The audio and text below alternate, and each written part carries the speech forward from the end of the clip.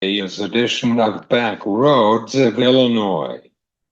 We're Central Illinois agriculture source, and in the Midwest alongside in Central Illinois agriculture, we're glad you're here on a Monday. We're going to talk about the Brazilian agricultural with Cesar Cruz from Advanced Trading in Bloomington, Illinois. We talked with Ben Brown from Food and Policy, Agricultural Research Institute at the University of Missouri.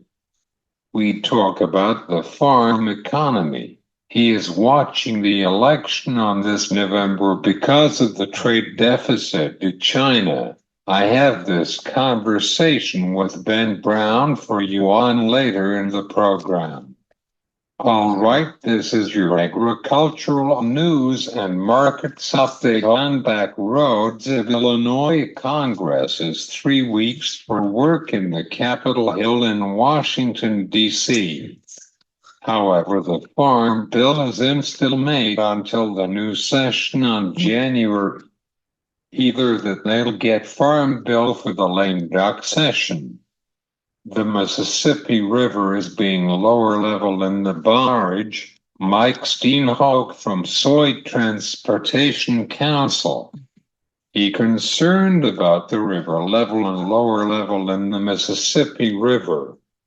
It will be dry in the Midwest alongside in the Mississippi River Delta.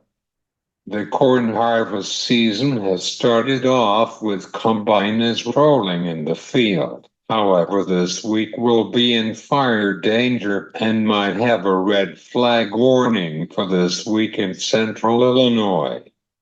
This is your agricultural news for today. We're back with Cesar Cruz from Advanced Trading in Bloomington. Stay tuned on Back Roads of Illinois. We have our guest Cesar Cruz from Advanced Trading in Bloomington, Illinois. How are you today, Cesar? I'm doing very well. I'm doing very well, Cesar. Thank you. Thanks for having me here again. What's your mind about this harvest season in the Midwest alongside in Brazil? They are getting ready for their season is full swing. Yeah, you're right. This is Brazil and Argentina finished harvesting their corn crop, and now they are getting ready to start planting their soybean crop and the first corn crop in Brazil and also Argentina. So Brazil, I think we mentioned that in our previous conversation, Brazil has 2 different crop seasons. They're going to get ready for the first crop season. And as they harvest the beans, they're going to be planted at the same time that the first crop. They're going to plant the second corn crop earlier next year. But right now they're focused on the first corn crop and their beans production. And this is the same for Paraguay and Argentina, other 2 big players in South America. So Brazil has different areas where they can produce. Let's start talking about corn first. South Brazil, corn and beans, actually, they have similar situation as we have here in the US. Producers in South Brazil, they have to choose between first corn or beans to plant. This is a little bit different as you move north. But right now what is happening in Brazil is that in the south, corn planting has already started. In the southernmost state in Rio Grande do Sul, we are expecting lower area. Better yields because they're coming from a bad year. You probably remember they had a problem with floodings last year. I mean this year, but for the previous market year. And in Paraná state, another important producing state in Brazil, they also had problems with corn stunt disease. They've been having this problem for at least 4 or 5 years, actually more than that, 6, 7 years. So they're still struggling with corn leafhoppers. We are expecting again a smaller area for Paraná state also, but a better yields since they're getting more use to these problems. Also, a little bit of a drought last year. As we move north to the central part of Brazil, part of your question now, I think it's gonna take a little longer for them to plant this year. South Brazil has been having decent rains, but this is not the case for the rest of Brazil. Lots of municipalities in Brazil, they are going through a terrible drought, actually the worst drought on record, and that includes central Brazil. So Goiás state, Mato Grosso state, your listeners have probably heard about those states. They are still very dry. Soil humidity is very low, so producers may wait a little bit longer to plant their beans. They don't do the first corn crop in those states. So for the beans production in Central-West Brazil, you're probably going to have a late start in Brazil this year.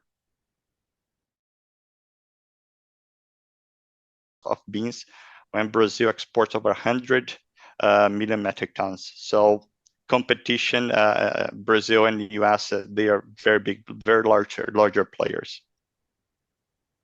Do you have any final thoughts? Yeah, again, I think it's going to be interesting to follow this 24-25 crop year in South America. We can expect larger soybean production. We can probably see a record production coming from Brazil. But the main question is on the demand side. How much beans is China going to buy next year? And also on the export side, depending on that, we're still gonna have differences between estimates for production and exports between the USDA and local estimates. This has been a big issue this year, not only for beans, but also for corn. We're going to have this week also going to have the WASDE, we're going to have CONAB. So we're going to see how much CONAB is expecting Brazil to export for the 23-24 market year. They only going to release the 24-25 estimates in October. So we're going to have to wait a little bit longer to see what the Brazilian equivalent of the USDA is going to tell us about the 24-25 market year. So China is the big question, how much China is going to buy on the demand side. Where people can find you for they the can. risk management consulting services. They can find us in Bloomington, Central Illinois. We have our webpage, advanced-trading.com. They can contact us at any time. We'll be happy to talk to you. Thanks, Cesar. Thank you very much, Cesar. See you. Bye. This is Cesar Cruz from Advanced Trading in Bloomington, Illinois, on back roads of Illinois.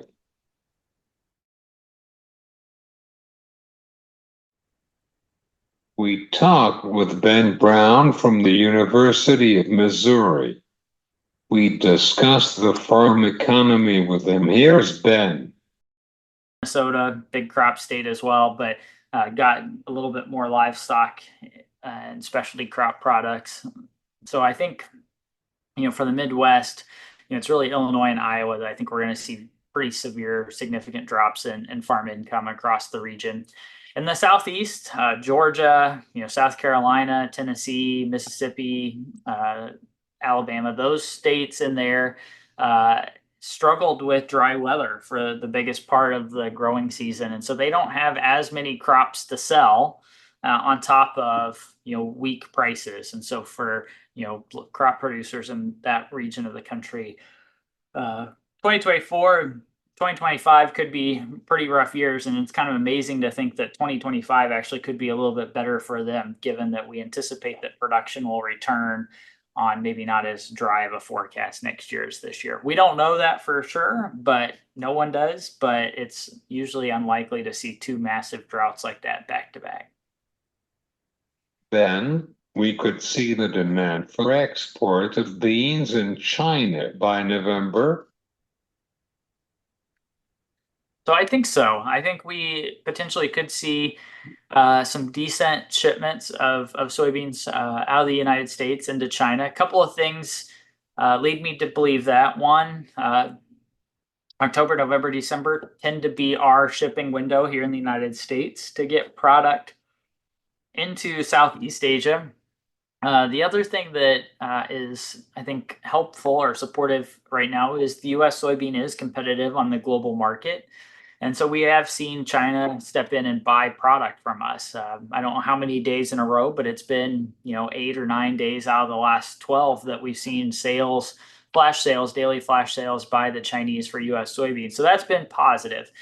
One other thing that leads me to maybe be hesitant that this is a guarantee is we are seeing low river water levels on both the Ohio and the Mississippi. And if that continues to deteriorate, that's going to increase the transportation cost of the product and increase the price of U.S. soybeans to international buyers. And so I am concerned about low river levels on the Ohio and Mississippi rivers.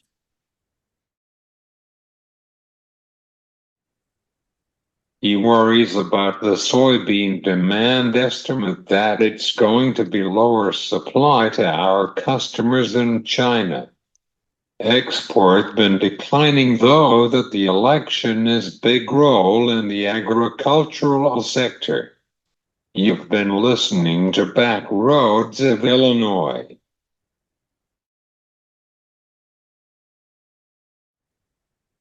December corn plus one single quote zero closing at $4.07 single quote to November soybeans plus 13 single quote zero closing at $10.18 single quote zero December Chicago wheat plus one single quote for closing at $5.68 single quote for December Casey wheat minus one single quote 6 at closing at $5.75 single quote 6. Have a great evening. Powered by Allendale. Kyle R. Bumstead branch office manager Allendale Inc. Erickson, Nebraska.